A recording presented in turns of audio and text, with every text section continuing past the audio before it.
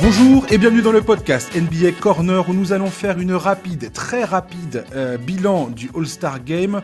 On va surtout parler de Zaccharie Rizaché, le jeune espoir tricolore de l'équipe de Bourg-en-Bresse, annoncé en première position de la prochaine draft en juin prochain. On va également s'amuser un peu en comparant le Thunder de 2012, une des plus jeunes équipes de l'histoire à se hisser en finale NBA, à cette équipe de 2024 qui affiche des ambitions similaires. Pour m'accompagner, c'est la larme à l'œil que j'accueille Giovanni Mariette, alias le Psy Trash Talk, qui fait son grand retour dans le podcast. Giovanni, welcome back. Salut Josh, merci pour l'invitation. Bonjour à tous. Désolé pour cette longue absence et je vais faire de mon mieux pour me rattraper. Tu m'as envoyé un fax comme Michael Jordan à l'ancienne. Ouais, I'm back. I'm back. Enfin, tu m'as envoyé un tweet, quoi. Giovanni, avant d'entamer nos sujets principaux, et notamment Zaccharie Rizaché, parce que tu viens de sortir un long format sur le site de Trash Talk sur ce personnage dont on va parler en long, en large et en travers. J'aimerais parler avec toi de quelques points d'actualité, dont le All-Star Game. Mais juste vite fait pour commencer, je voulais juste souligner le fait que les Nets se soient séparés de Jack Vaughn. Aucune surprise selon moi. Ils ont nommé Kevin Ollie à sa place pour assurer l'intérim. Il a très probablement une chance d'être titularisé. Belle réputation de Kevin Ollie après un passage convaincant à l'université de Yukon. Après, il y a une différence entre coacher des universitaires et coacher des joueurs NBA. Vaughn avait hérité d'une situation cauchemardesque le 1er novembre 2022 après le limogeage de Steve Nash. Il y avait déjà plus James Harden. Il y avait Kyrie Irving qui voulait partir, Kevin Durant dans son sillage. Une réflexion sur la situation des Nets actuelle, Giovanni, ou pas? T'as le droit de pas en avoir, hein. Les Nets, c'est pas... J'en ai plus une sur l'avenir proche. En fait, je suis assez content parce que j'espère qu'on va enfin pouvoir reparler de basket quand on parle des Nets. Ouais. Parce que ça fait plusieurs mois quand même depuis moi, le dernier souvenir vraiment des Nets que j'ai en termes de basket, c'est l'équipe avec D'Angelo Russell, avec Jared Dudley qui s'embrouille avec Joel Embiid en playoff. Et c'est pourtant loin d'être l'équipe qui était la plus solide sur le papier. Par contre, il y avait un vrai esprit de groupe. À l'époque, il me semble que c'était encore Kenny Atkinson qui était sur le banc. Et enfin, moi, c'est le genre d'équipe que je kiffe parce qu'il y a une espèce c'est une équipe qui a du cœur. Depuis, on a collectionné les choix de joueurs. C'est les joueurs qui ont choisi leur coach, c'est les joueurs qui ont choisi leurs nouveaux teammates. C'est les joueurs qui ont décidé quand ils jouaient pas, quand ils étaient blessés ou pas, quand ils rentraient de vacances. Moi, ça me fatigue. Donc, Jack Vaughn, bravo, parce qu'il est arrivé, comme tu l'as dit, dans des conditions très compliquées. Et je trouve qu'il a été plus qu'honnête, plus qu'efficace, on va dire, les 2 tiers du temps. Là, ces derniers mois, c'était qu'une question d'heure avant que ça s'arrête. C'était devenu un petit peu n'importe quoi. Kevin Ollie, je connais comme tout le monde. Je pense que humainement, sans parler forcément de son palmarès, parce que comme tu l'as dit, la NCAA et la NBA, c'est des mondes différents. Mais humainement, c'est quelqu'un qui a l'air d'avoir plutôt bonne presse. C'est pas un chouette joueur. Donc j'attends de voir, et même si je sais pas trop à quoi va ressembler la fin de saison des Nets, mais en tout cas on va rejouer au basket et reparler un petit peu de basket, donc c'est plutôt cool. Ouais, il a annoncé la couleur en plus, Kevin Ollie, dès son introduction. On voit que c'est un mec qui a une idée très précise de ce qu'il veut faire, des résultats qu'il veut obtenir, qui a l'air très sérieux dans sa démarche. Et, franchement, j'ai hâte de voir ce qu'il va faire, donc bon courage à lui. Et j'espère que ça va fonctionner. J'ai l'impression que qu'il a une vraie chance de perdurer aux Nets. Les Wolves ont re-signé Mike Conley pour 2 ans, 22 millions de dollars. Il va rester à Minnesota jusqu'en 2026. Il a été plutôt épargné par les blessures ces derniers temps. Hein. Il est arrivé à la trade deadline l'an dernier. Ça a complètement modifié le visage des Wolves. C'est beaucoup grâce à lui que aussi Rudy Gobert a trouvé sa place, son équilibre dans cet effectif, parce qu'il a un peu montré la voie à tout le monde de comment il fallait jouer avec Rudy et comment il fallait valoriser Rudy, et comment Rudy, si tu le valorises, il valorise tout le monde, parce qu'il permet à tout le monde de faire ce qu'ils savent le mieux faire, c'est-à-dire attaquer. D'un point de vue plus personnel, ça m'a aussi touché, c'est que Mike Conley qui dit que avec sa famille, ils sont tombés amoureux de Minneapolis. Ils veulent que ça soit un pied-à-terre pour leur avenir. Il a dit, j'aimerais bien avoir ma maison, tout ça, au bord des lacs. Je compte bien m'installer là-bas sur le long terme. Alors peut-être pas toute l'année, mais style maison secondaire, quoi. Et voilà, et j'ai trouvé ça bien sportivement, j'ai trouvé ça bien d'un point de vue personnel. Une pensée sur Conley aux Wolves? Bah, je pense que c'est une des signatures les plus malines des dernières années, déjà. Ouais. Conley, c'est marrant parce que c'est typiquement le joueur qui a le plus surfé sur la ligne surcoté, sous-coté, en fait, depuis 10 ans. Il a été très surcoté, très sous-coté, on sait jamais trop.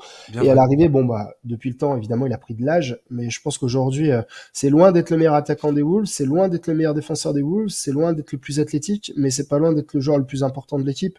Bah, parce qu'en fait, il y a tout dans cette équipe. Il y a de tout, athlétiquement, en attaque, en défense, c'est jeune, sur le banc, on peut en parler pendant longtemps, mais moi ce que je pense c'est que c'est très très utile et même essentiel d'avoir un mec comme Conley qui est au relais de Chris Finch, parce que je pense que un des seuls gros problèmes des Wolves cette année se trouve au niveau du coaching. Mais le fait d'avoir un vétéran comme Conley, bah en fait finalement ça résout quasiment tous les problèmes. Donc c'est une très bonne chose. Après, je vais pas revenir Milan non plus sur son amour pour la région du Minnesota. Mais en termes de basket, non, franchement, c'est une super signature et c'est grâce à ce genre de gars que les Bulls, pas forcément jusqu'au titre, mais peuvent faire un beau parcours en playoff, quoi. Ouais, ce sera intéressant de voir ce que vont faire les Wolves, parce que cet été, avec ce contrat de Conley, ils vont probablement rentrer, enfin ils vont rentrer dans la luxury tax, donc ils vont avoir des décisions à faire, à prendre, je veux dire. Soit ils gardent, est-ce qu'ils vont trader Karl Anthony Towns, comme beaucoup le murmurent ça, est-ce qu'ils vont payer tout simplement et continuer à essayer de s'installer durablement comme contender dans la conférence Ouest. Ils sont premiers à l'Ouest aujourd'hui, Giovanni. Est-ce que, d'une, t'es surpris par cette première place à l'Ouest? Et deux, est-ce que tu penses que les Wolves peuvent vraiment faire une vraie percée en playoff? Alors, je suis pas tant surpris que ça parce que aujourd'hui la saison régulière, elle est ce qu'elle est, c'est-à-dire que c'est pas le juge de paix, quoi. Oui. Aujourd'hui, il y a 4 équipes qui doivent se tenir en, je sais pas, 2 victoires à peu près en haut de la conférence Ouest. Ouais. C'est 4 équipes qui méritent d'être premières comme elles méritent d'être quatrièmes. Moi, ce que je note surtout, c'est que offensivement comme défensivement, c'est vraiment une des équipes les plus solides de toute la NBA, sans même parler du bilan. Ils sont pour l'instant épargnés par les blessures, et ça fait partie des choses qui font qu'une équipe peut aller loin aussi. Il y a des joueurs qui sont pour moi au sommet de leur art. Je pense à Rudy Gobert notamment. Il y a Anthony Edwards qui est pas loin d'être et je mets une majuscule à futur crack chez les Américains du basket. En tout cas, Mhm. pour moi, c'est avec Tatum le meilleur joueur de NBA non européen, enfin non international. Ouais. Il attaque, il défend. Karl Anthony Towns, on peut en dire ce qu'on veut, même si il suscite, je sais pas, un peu d'inimitié parce que beaucoup en attendaient plus. Mais aujourd'hui, quelle équipe peut se targuer d'avoir un Karl Anthony Towns comme peut-être c'est peut-être même pas un des 2 meilleurs joueurs de l'équipe, Ouais. alors qu'il est tellement fort. Et ça, c'est typiquement le genre de joueur qui peut exploser en playoff. Donc après, concernant un parcours en playoff, bah tout dépend le bracket, tout dépend la match-up. Le play-in tournament, il a quand même rebattu pas mal de cartes parce qu'il permet à des Complètement. équipes qui sont amenées à être très fortes en playoff, bah, à se reposer un petit peu en saison régulière, volontairement ou pas. Je pense aux Lakers, je pense aux Warriors. Bah, Euh, si tu regardes le play-in tournament, on en a parlé avec Charles la semaine dernière. Aujourd'hui, les équipes du play-in, enfin, à l'instant T, là, c'est les Suns, les Kings, les Lakers et les Warriors. Enfin, je veux dire, en t'es rencontre. numéro un ou numéro 2, tu vas te taper forcément une équipe ça va pas être drôle, quoi. Voilà, et on l'a vu avec les Lakers l'année dernière, hein. Les Tout à fait. Lakers au complet, avec leur duo qui est là et au complet, peuvent battre pour moi sur une série. Je sais pas s'ils peuvent battre toutes les équipes à l'Ouest, mais une grande partie. Les Warriors, c'est pareil. Les Suns, on n'en parle pas. Donc voilà, moi j'attendrai vraiment. Ça fait quelques années que j'ai pris l'habitude d'attendre le mois d'avril avant de dresser des conclusions. Mais en tout cas, pour l'instant, leur saison, elle est parfaite. Elle est parfaite. Et j'ai hâte de voir. Contrairement, on va en parler tout à l'heure, tiens, mais contrairement au Thunder où vraiment j'ai un peu plus de doutes parce qu'on n'a pas de vécu en fait, de Ouais. vécu playoff pour cette équipe. Moi, je pense que les Wolves, il y a clairement quelque chose à faire dès cette année en playoff. Passer un tour, peut-être deux, et puis après on verra. Ouais, en tout cas, ils ont clairement besoin de Karl Anthony Towns offensivement parce que là où ils galèrent, les Wolves, en termes d'efficacité, c'est l'efficacité offensive. Je crois que c'est là. Ils sont combien? Ils sont 17e attaque de la ligue depuis le début de la saison, donc c'est pas tip top et tu as besoin d'avoir un mec comme Towns pour planter des points. Donc Évidemment. autant dire qu'il est essentiel pour leurs ambitions, quoi. Donc on verra ça. On va parler du All-Star Game. Alors j'ai longtemps hésité avant de mettre ce sujet au sommaire. Cependant, sans aucune surprise, pour les gens qui écoutent ce podcast, on en avait parlé début février déjà. J'avais dit, est-ce qu'on en parle ou pas? On a juste annoncé les 5 majeurs, les équipes, les remplaçants, tout ça, parce qu'il faut. Je suis un podcast actu NBA, donc forcément j'en parle. Mais on sait bien depuis des années que ce match est une purge pas possible. C'est une vaste opération marketing et pas autre chose. Et ça fait longtemps que j'ai plus d'illusions sur le niveau du basket en termes de sport. Hein. Il y a aucune défense, il y a aucun enjeu. En plus, cette saison, ils ont viré le Ella Mending qui donnait l'espèce de score, enfin le nombre de points à inscrire, le score à atteindre pour terminer. On avait eu trois éditions qui étaient un peu pas mal grâce à ça. On avait au moins eu 5 minutes de basket, dirons-nous. C'était pas mal. Et là, ça m'a un peu gavé, en fait, parce que je sais pas, enfin, les commentateurs commentent, mais dans le monde entier, on a vu tout le monde dénoncer cette farce, cette mascarade et tenter de trouver des solutions. Et voilà. Et enfin, d'autres solutions que celles qui ont été déjà tentées ces dernières années, parce que tous les ans, quelque part, on dit un peu la même chose. Ça joue pas. C'est une blague. Alors, je passe un peu en revue les solutions qui ont été proposées. Donner l'avantage du terrain. Alors, celle-là, elle m'a fait rire. Donner l'avantage du terrain à la conférence qui l'emporte. Pour moi, c'est une des pires idées qui soit. Pourquoi? Parce que c'est condamner un peu plus la saison régulière, qui est déjà l'objet de critiques sérieuses. C'est pour ça qu'ils ont fait le In-Season Tournament. Et là, on arrive un peu dans la période... Enfin, le janvier-février, c'est déjà la période compliquée. Donc voilà. Donc je comprends pas cet argument. Si la saison régulière doit servir quelque chose, c'est justement pour mériter quelque part l'avantage du terrain pour les équipes qui se sont donné la peine de jouer pendant la saison régulière. Et on peut aussi parler du niveau de jeu de la saison régulière en termes de défense, en termes de tout ça.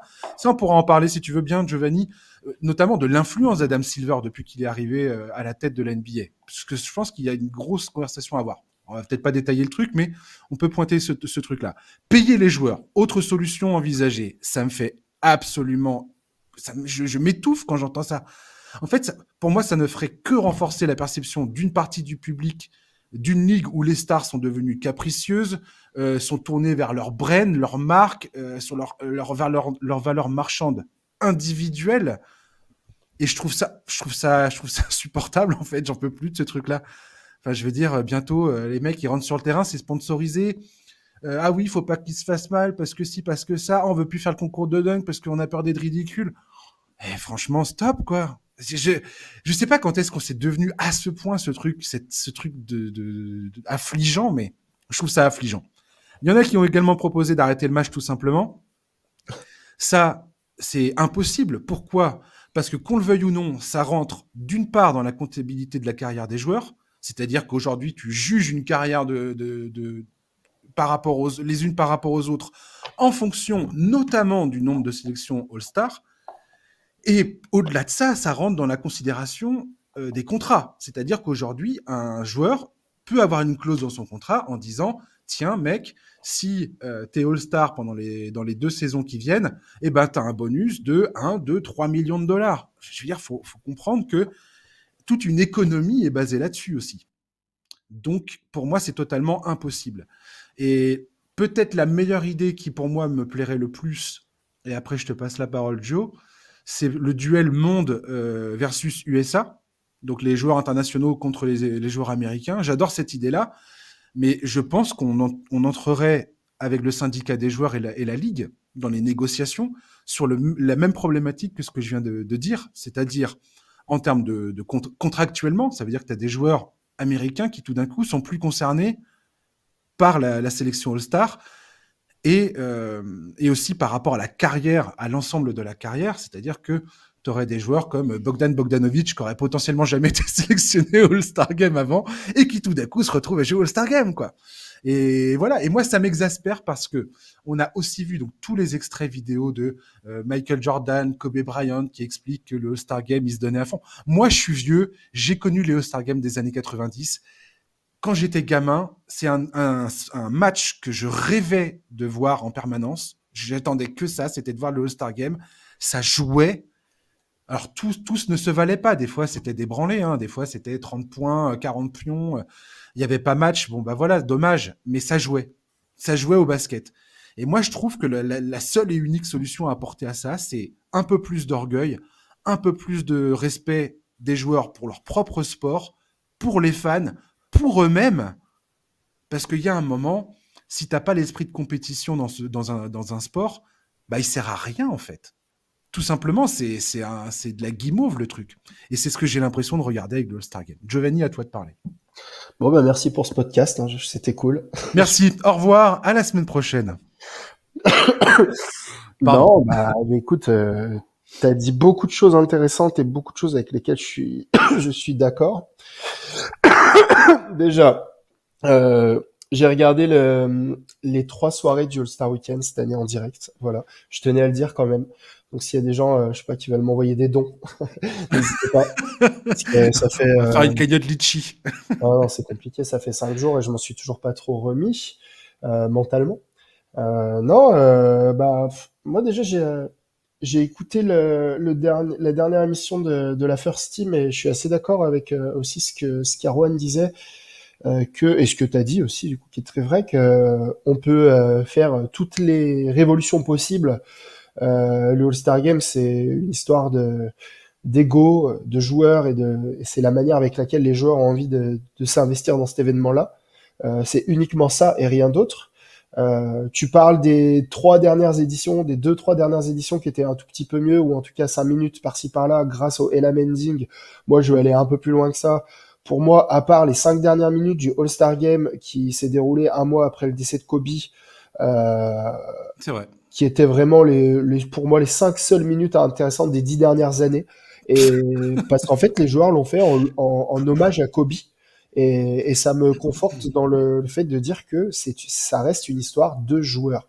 Depuis 10 ans, à peu près, on va dire depuis l'avènement total de la génération draft 2003, euh, parce que on peut dire ce qu'on veut, mais LeBron James a fait énormément de choses dans sa carrière, mais il a révolutionné aussi inconsciemment la NBA dans sa manière voilà, d'aborder sa carrière, d'aborder ses saisons, d'aborder ses transferts. Et donc moi, je lis vachement ça à cette génération-là. Mhm. Depuis 10 ans, la NBA, c'est une ligue de joueurs. C'est une ligue de joueurs, à très peu d'exceptions près, à très peu de GM qui arrivent quand même encore à garder le lead sur leur franchise. Les joueurs jouent où ils veulent, quand ils veulent, avec qui ils veulent. Et alors, il n'y a aucune raison pour que l'événement le moins sérieux de l'année rentre pas dans ce process, malheureusement. Donc, les solutions, je sais pas s'il y en a. Moi, je suis très excité à l'idée d'adopter enfin ce format international contre NBA. Si ça doit, comme tu le disais, mettre une sélection de All-Star sur le CV de Omri Caspi ou de Thanasis Antetokounmpo, bon, franchement, j'ai aucun problème, hein. Tu sais, on peut se rappeler dans 10 ans et on pourra discuter du fait que Jordan Poole est passé devant Ray Allen au classement des 3 points. Ce que je veux dire, c'est que ça exigera une négociation beaucoup plus compliquée qu'une simple décision de se dire allez, vas-y, on fait ça, c'est fun. Ah, tout à fait, Il mais n'y a bon, pas après, que le côté fun, il y a le côté faut négocier parce que des contrats de joueurs vont être impactés, quoi. C'est ah, ça bah, que je veux bien dire. sûr. Et quand tu Après, touches au porte-monnaie, on sait très bien que c'est compliqué, quoi. faut vivre avec son temps aussi. On sait qu'aujourd'hui, il y a énormément de choses qui rentrent en compte dans la signature des contrats. Il y a énormément de lignes sur le CV qui comptent. Si on doit en passer par là, on en passe par là. Surtout qu'on est quand même sur une époque où quand on parle d'ego, quand on parle d'humain, en fait, les joueurs internationaux sont en train de la mettre super profond aux joueurs américains. Il faut bien dire ce qui est. Et c'est quand on voit on va en parler après, mais les prospects européens qui arrivent, il n'y a pas Mhm. forcément de raison que ça change dans les prochaines années. Donc moi, je pense que c'est même pas la meilleure idée en fait. Je pense que c'est la C'est seule bonne l'avenir. idée. Ouais. Voilà, c'est la seule bonne idée. Après, voilà. Moi vraiment le fin mot de l'histoire, c'est ça appartient aux joueurs. Ça appartient aux joueurs. Moi, quand je vois, je l'ai écrit rapidement hier, j'en ai pas fait tout un fromage et j'aurais voulu, mais quand je vois que LeBron James honore sa sélection All-Star Game et c'est très bien en faisant des highlights un peu spectaculaires, en risquant de se blesser et derrière il prend 3 jours de repos parce qu'en fait ouais c'est vrai qu'il avait un peu mal à la cheville. Bah ça montre ce que pour rester dans le positif, ça montre l'importance du All-Star Game parce que c'est quand même un mec qui a préféré pour ses affaires, pour le shine, pour les photos, pour plein de choses, être au All-Star Weekend que jouer les Warriors et jouer les Spurs ce soir et peut-être même les Nuggets dimanche. Donc ça montre encore que l'All-Star Game les prios des joueurs NBA, c'est très très haut. Donc voilà, maintenant, il faut juste arriver à refaire de cet événement-là un match de basket. Si c'est trop compliqué en termes de contrat, parce que c'est sûr que quand tu as un 250 sur 5 ans, bah ouais, t'as pas envie de te faire une cheville parce que tu as tenté un 360 All-Star Game. Euh, alors que bon, moi je suis désolé, mais quand je vois Doncic rater un dunk, il aurait très bien pu se faire mal, hein, alors qu'il voulait Mais juste s'amuser. il y a aucun passif, Giovanni. Moi, cet argument de dire ouais, mais attendez, on va pas prendre le risque de se blesser. Mais quel joueur dans l'histoire de la NBA s'est blessé au All-Star Game? Ah, moi Quand est-ce que c'est arrivé ce truc-là? je repense à Kyle Lowry il y a 5 ou 6 ans qui avait fait le concours à 3 points et alors qu'il avait un peu mal au poignet et derrière il avait arrêté tout le mois de mars. Ouais. Voilà, Alors, après, enfin, ouais, j'anticipe surtout les excuses qu'on pourrait avoir. ouais. Mais voilà, après, est-ce qu'il faut, je sais pas, pour redonner un petit peu de piquant au truc, est-ce qu'il faut pas que les superstars, en fait, je sais pas, jouent qu'un quart-temps et que derrière, j'en sais rien. On peut révolutionner le truc de toutes les manières qu'on veut, à partir du moment où les mecs viennent les mains dans les poches, C'est ça. Ouais. bah, on pourra rien en faire. Moi, j'adore Jokic et j'adore Doncic. C'est des mecs pour qui je me lève tous les soirs et mais je suis désolé, dimanche, j'avais envie de les soulever, quoi. Non, non, mais je veux dire, et personne prend ça au sérieux, donc il y a aucune raison pour laquelle ces mecs-là qui débarquent quelque part dans la ligue prennent ça au sérieux. Je veux dire, là, pour leur première sélection All-Star à tous les deux, quoi qu'il arrive, c'était déjà le cirque. Donc, je veux dire, eux, ils suivent, je pense, l'ambiance générale qui règne depuis, parce que ça date pas d'hier cette histoire, comme tu l'as dit, euh, ça fait des années maintenant ça ressemble à rien cette histoire de All-Star Game. Et en fait, c'est là où je me pose la question. Alors, encore une fois, on va pas rentrer dans les détails, mais la, la prise de pouvoir d'Adam Silver sur la ligue, il y a plein de choses où on peut dire ah ça c'est bien ce qu'il a fait, c'est bien, il a pris des bonnes décisions, la ligue elle est mieux comme ci, elle est mieux comme ça. Et cette discussion en permanence que tu entends à la télévision américaine de dire oui, le produit, et voilà, la NBA en tant que produit, aujourd'hui, voilà, il faut faire attention à sa valeur, à ce à quoi il ressemble, est-ce que ça plaît toujours aux foules et ainsi de suite, aux consommateurs que nous sommes.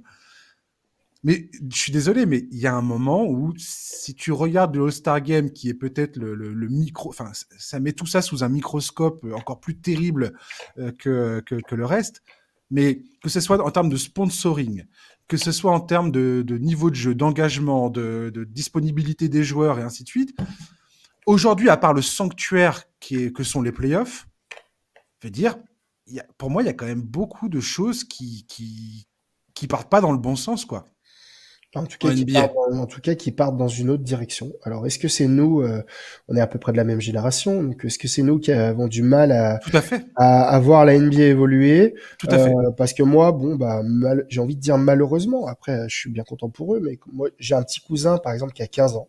Mhm. Bah, il a Beansport, il regarde NBA Extra, et il se lève évidemment pas la nuit pour regarder des matchs en direct, donc il voit peu de matchs de playoff, par exemple. Il regarde un peu les matchs du dimanche soir, qui sont pas toujours les plus intéressants, en plus c'est de la saison régulière. Mais en fait, moi, quand il me parle de sa passion pour la NBA, il adore ça, quoi. Le All-Star Game, ça l'a fait marrer. Les concours, les dunks, ils étaient Bien trop sûr. bien et tout. Alors, je sais pas, des fois, je me pose des questions. Est-ce que c'est Non, mais tu as nous tout à qui fait raison. vieillissons mal? Moi, je pense que Adam Silver, pour revenir sur ta première question, en termes, c'est exactement ce que j'allais dire en plus, en termes de produits, euh, je pense qu'il mène très bien sa barque. On l'a vu avec le Playing Tournament, avec le In-Season Tournament, qui va s'appeler la NBA Cup. Il y a Abu Dhabi, il y a ceci, il y a cela. Il y a de plus en plus de sous. La NBA à l'international s'exporte de plus en plus. Enfin, tout ça, c'est très bien. Après, c'est sûr que ça se fait au détriment du jeu. En tout cas, ça se fait au détriment du jeu dans 80% de l'année, quoi.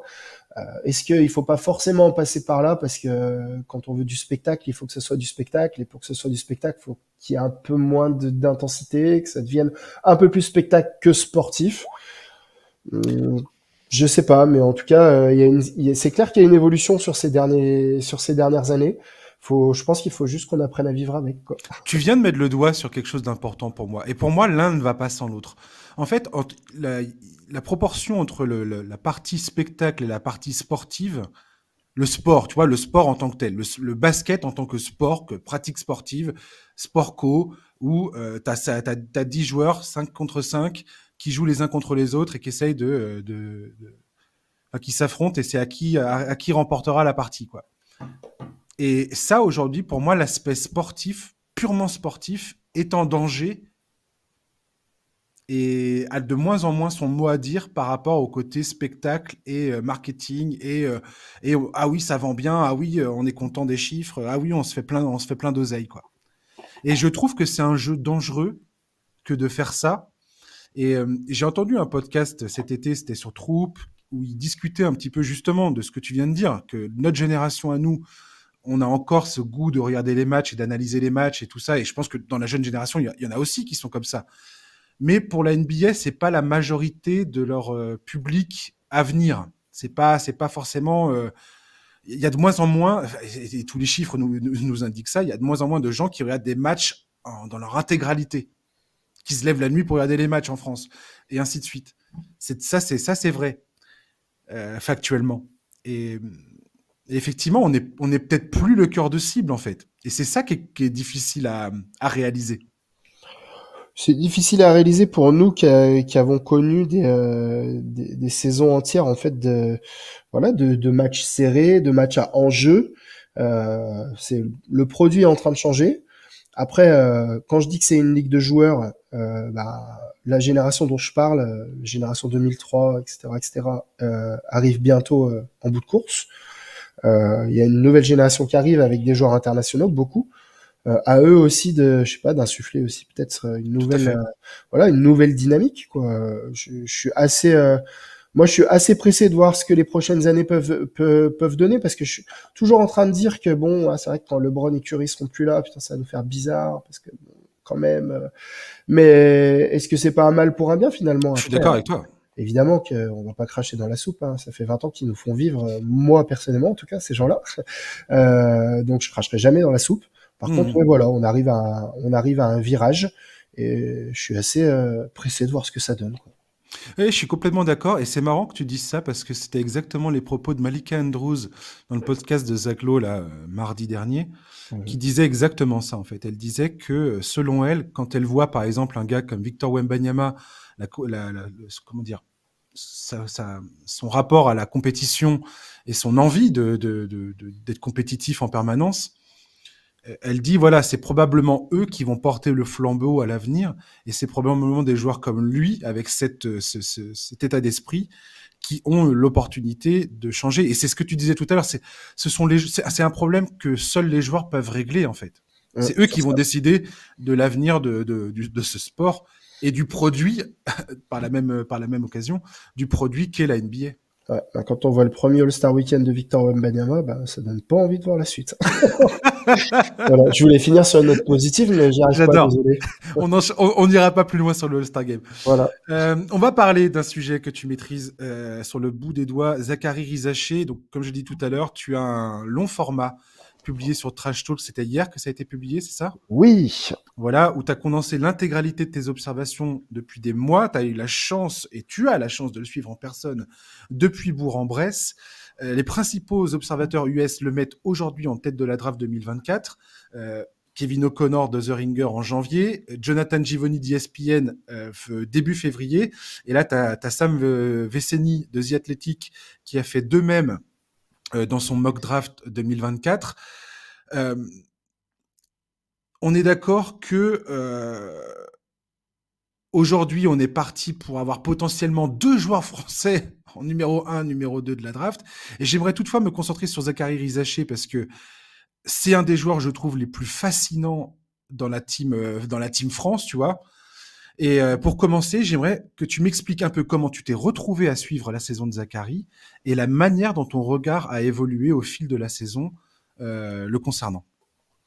Alors, le fait est que les planètes sont incroyablement alignées parce que Zachary a été prêté par l'Asvel à la JL Bourg Basket cet été. Il se trouve que la salle de la JL Bourg Basket est à 12 minutes en voiture de chez moi. Trop bien. Moi, je suis originaire de Bourg-en-Bresse et j'habite juste à côté. Donc ni une ni deux, je suis quasiment allé l'accueillir à l'aéroport ou pas loin, quoi. Et voilà, les choses se sont faites comme ça. Je suis rentré en contact avec les équipes de la JL. J'avais pas encore ma carte de presse à l'époque que j'ai eu depuis, mais la JL a fait en sorte que je sois là à tous les matchs ou pas loin. Pour ce qui est des matchs à l'extérieur, je me suis débrouillé, je les ai tous vus en direct aussi. Et voilà, et à l'arrivée, ça fait un espèce de background d'une trentaine de matchs ou pas loin, vus en direct et scoutés de très près. Je suis en contact assez fréquent avec le papa aussi, qui est là, pas à tous ces matchs parce qu'il a sa fille qui joue à l'Asvel, mais qui est là fréquemment, donc avec qui j'ai pu échanger plusieurs fois. Donc le papa, pour ceux qui connaissent pas, c'est Stéphane Rizaché, ancien international français, médaille d'argent. C'était à Sydney hein, en À 2000, c'est ça? Sydney en 2000, tout à fait, ouais. Un des Ah, joyaux offensifs de l'équipe de France dans les voilà, années 95-2000. un des piliers de la proa à l'époque. Enfin, c'était un des meilleurs joueurs de l'histoire du championnat français. Tout Et à fait. en- MVP français, MVP du All-Star Game, qui a été et puis du coup, qui a été notamment coéquipier de Fred Fautou à Pau et en équipe de France. Donc Fautou qui est le coach de Rizaché et qui était l'assistant coach de TJ Parker à Lasvel quand Zachary était il y a 2 ans. Donc il le connaît très bien. Donc voilà, c'est tous des gens que je fréquente, pas au quotidien, mais pas loin. Donc depuis septembre, j'ai pu voir de très près l'évolution plus de Zachary à la JL. Et comme je te le disais en préambule, les planètes sont bien alignées parce qu'en fait, Zachary, il a pas seulement progressé, il a explosé et aujourd'hui, c'est pas loin d'être un des meilleurs joueurs d'Eurocup. Il a été élu meilleur joueur du championnat en janvier, je crois, ou en décembre. Et voilà, tu l'as bien dit, on est peut-être au devant d'un back-to-back historique à la draft. Alors, avant qu'on rentre un peu dans les détails, parce que je vais te poser des questions sur ses points forts, ses points faibles, deux, trois trucs que tu as mis en exergue dans ton article, qui est très, très bien fourni en informations. Je conseille bien évidemment à tous les auditeurs d'aller prendre connaissance de cet article parce que ben c'est une future pépite du basket français. C'est déjà une pépite du basket français, j'ai envie de dire. Et donc voilà, je vais passer. J'ai surligné chez les trois observateurs américains. Je trouvais ça intéressant de te confronter à leurs opinions. Mhm. Et donc j'ai mis en exergue un petit peu les principales réflexions qu'ils font sur Zachary. Et donc à chaque fois, je vais te demander, s'il te plaît, de donner toi ton ressenti et peut-être d'expliquer pourquoi ou le pourquoi du comment ils disent ils sont susceptibles de dire un truc pareil quoi. Allez. On va commencer par Kevin O'Connor de The Ringer. Alors lui, dans sa comparaison, il explique notamment que pour lui, c'est potentiellement un Chris Middleton plus grand. Il y voit un soupçon de Michael Porter Jr. Il critique pas mal le fait que, en termes de finition au cercle, il est pas forcément au niveau NBA, du moins élite, qui lui permettrait d'être efficace en NBA. Il critique également son premier pas, qui selon lui n'est pas assez explosif, notamment pour faire la séparation avec son défenseur. Et il s'inquiète de son pourcentage au lancer franc. Ok, très bien. Au niveau des comparaisons, bon, c'est des comparaisons que je vois depuis plusieurs mois. Moi, pour avoir vu jouer les deux vraiment, enfin physiquement, j'aurais plus tendance à parler d'un Batum à l'époque où Ouais. un Batum jeune, quoi. Voilà, le Batum d'il y a une quinzaine d'années, en un petit peu moins altruiste, parce que Batum jeune, c'était quand même une usine à 5 by 5 dès sa vingtaine d'années, quoi. Mais en beaucoup plus scoreur, par contre, parce que Zachary, c'est un scoreur. Après, je pense que quand il parle de finition au cercle, il y a le côté athlétique qui rentre en jeu. Je l'ai souligné dans mon profil au niveau de ses attaques de panier quand il drive. En fait, j'ai l'impression qu'il n'est pas encore totalement conscient de son corps et puis de la différence de gabarit qu'il peut avoir avec certains. Donc forcément, quand il est en l'air, de temps en temps, ça se passe pas forcément bien pour lui. Mm-hmm. Mais bon, rien que ça, déjà, j'ai noté une sacrée évolution parce que, putain, au début de saison, j'en ai vu quelques-uns dans la salle qui se sont levés devant certaines réceptions un peu dures. Ouais. Il allait vraiment au casse-pipe, mais ça faisait plus peur qu'autre chose. Là, il commence à se connaître un tout petit peu plus, mais c'est sûr que c'est pas forcément des inquiétudes, mais je pense que le fait d'y arriver en NBA va forcément passer par prendre quelques kilos. On en parle souvent. de la transformation physique des joueurs quand ils arrivent en NBA. Je suis pas en train de dire qu'il faut qu'il ait un programme spécial de muscu et qu'il prenne 15 kilos de muscles. Mhm. Et il faudra qu'il s'étoffe physiquement parce qu'il va être reçu, quoi, comme on dit. Et ensuite, au niveau des lancers, ouais, c'est sûr que c'est super. C'est bizarre parce qu'en fait, c'est le meilleur shooter à 3 points de l'Eurocup. C'est un des meilleurs shooters à 3 points du championnat. Par contre, sur la ligne, ouais, il y a ce petit souci qui est pas forcément un souci de mécanique parce que, comme j'ai pu le dire pas mal de fois, il s'envoie des grosses charges de travail au niveau du tir et il en tire 1000 de suite toutes les semaines. Donc, c'est pas un Mhm. problème de gestuelle ou de mécanique, c'est plus, je pense, un problème de mental. Dans les fins de match, il est souvent ciblé. Il va souvent sur la ligne. C'est vrai qu'il y a eu quelques matchs cette année où ça a été un peu décevant. Il a pas fait perdre de match à proprement parler. Mais ouais, l'adresse on est un peu ressenti. Il est à 72%, un truc comme ça. Ouais, il est dans les 70%, ouais. Ouais. Et en fait, selon beaucoup enfin, selon les mecs qui s'occupent des drafts, souvent le pourcentage de réussite au lancer franc peut être un signe que, bah, justement, les bonnes adresses, enfin, les bons pourcentages d'adresses au tir sont un peu gonflés et que il y a un risque de retour à la normale qui amoindrit la valeur du joueur, quoi. Mm, mm, mm, mm. C'est la Après, faut pas, crainte. après, faut pas oublier qu'il a 18 ans aussi et qu'on lui en demande beaucoup. On lui en demande beaucoup dans une équipe qui joue pas le ventre mou du championnat, dans une équipe en fait qui veut aller en finale du championnat, dans une équipe qui veut être championne d'Europe. On lui en demande énormément. C'est le plus gros temps de jeu de l'équipe. Donc il faut prendre en compte Hmm. ça aussi que en fin de match, quand tu as des lancers à tirer, tu viens de jouer 32 minutes, t'as pris enfin, voilà, je vais pas t'apprendre le basket quoi, mais voilà, faut pas oublier non plus qu'il a 18 ans et qu'il fait déjà partie des joueurs ciblés de son équipe et moi c'est plutôt ça que je retiens. Bien sûr. Jonathan Givony, ESPN. Alors lui, il est plutôt enthousiaste. Justement, il met en avant son adresse à 3 points, son adresse au tir, qui je crois en Eurocup est encore plus impressionnante qu'en championnat. Euh, il met en avant sa capacité à défendre sur quasiment tous les postes dans les pick and roll. Donc il est rarement pris au dépourvu, que ce soit sur des joueurs rapides ou des joueurs avec un gabarit beaucoup plus imposant. Et selon lui, selon Givony, un des gros points d'amélioration pour Zachary, c'est sa tenue de balle et la lecture dans ses passes. Alors là, je suis qu'à moitié d'accord. Mhm.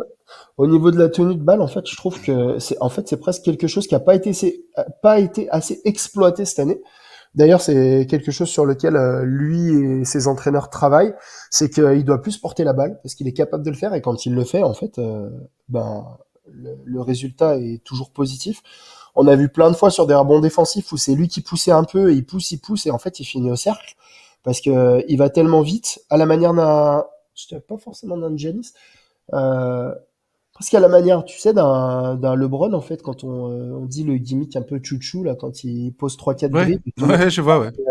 bon, voilà, sauf qu'en NBA, c'est parce que ça défend pas. Mais là, vraiment, putain, quand il pousse la balle et qu'il se dit, bah, en fait, ouais, je vais y aller, quoi. Et ben, 3 dribbles, 4 dribbles, arrivé aux 3 points, il pose son double pas puis il pète un dunk, en fait. Il l'a fait plein de fois. Faut pas qu'il hésite de le faire. Quand il le fait, il perd très rarement le ballon. Au niveau du handle, c'est pas que c'est problématique, c'est que c'est sous-exploité pour l'instant.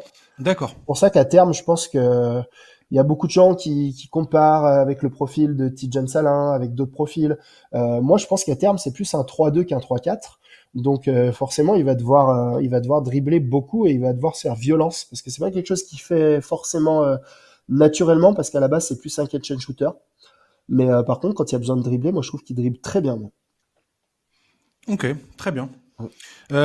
Sam Veceni de The Athletic met en avant, pour le coup, dans ses qualités, notamment sa capacité à bien comprendre les coupes vers le panier, donc savoir quand est-ce que il peut se démarquer pour offrir une solution à l'intérieur.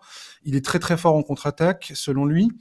Dans la défense en homme à homme, il estime que Zachary est assez fort pour défendre trois positions, poste 2, poste 3 et poste 4.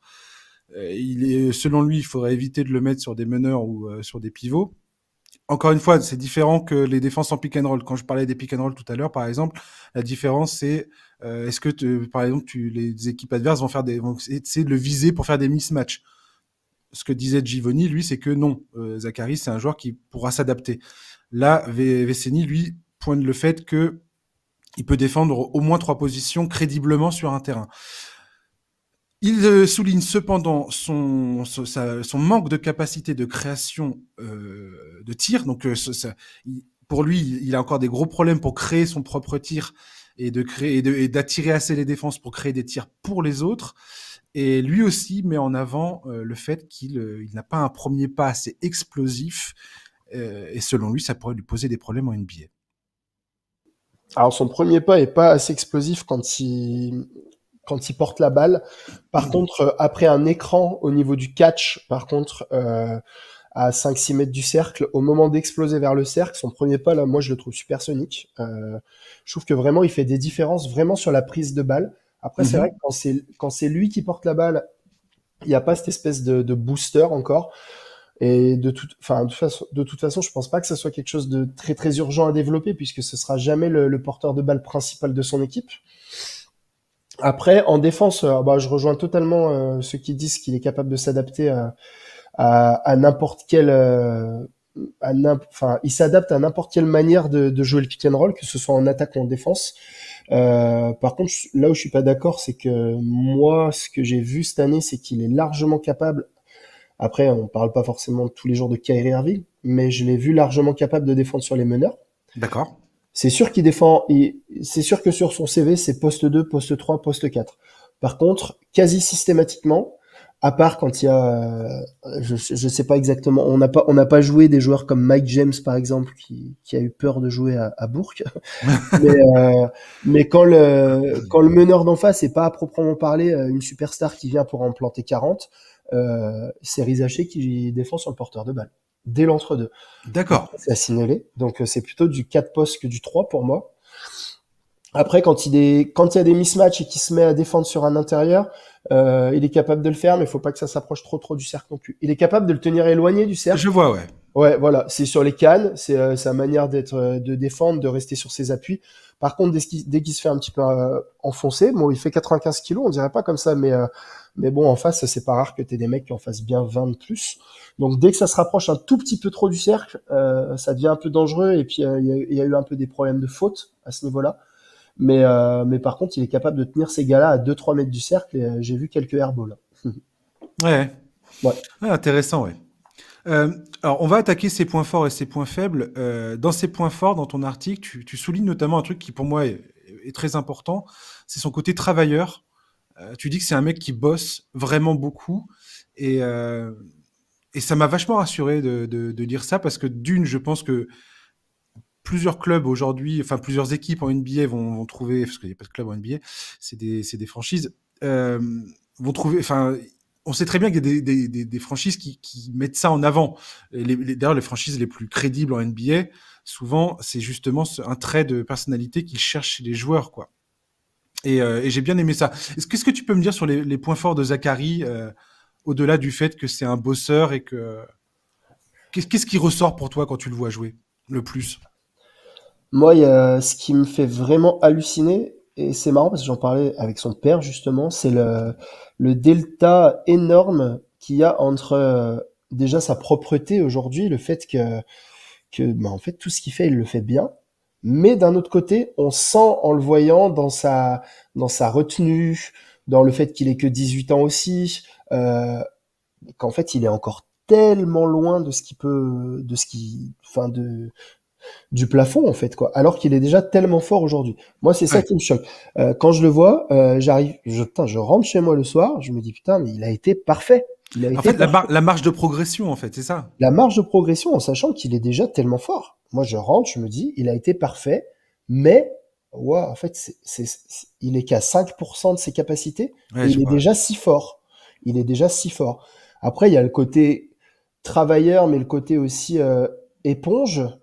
Le fait que ce soit un gamin de par son environnement, sa famille, qui est pas seulement une famille de basketteurs, qui est une famille qui a la tête sur les épaules et qui prend les bonnes décisions. Enfin, je veux dire, c'est Après, je blâme pas, je dis pas ça pour blâmer les autres, mais on a vu beaucoup de jeunes et de Français notamment dans les dernières années qui se sont un peu pris les pieds en NBA du fait d'un entourage pas toujours parfait, pas toujours adéquat.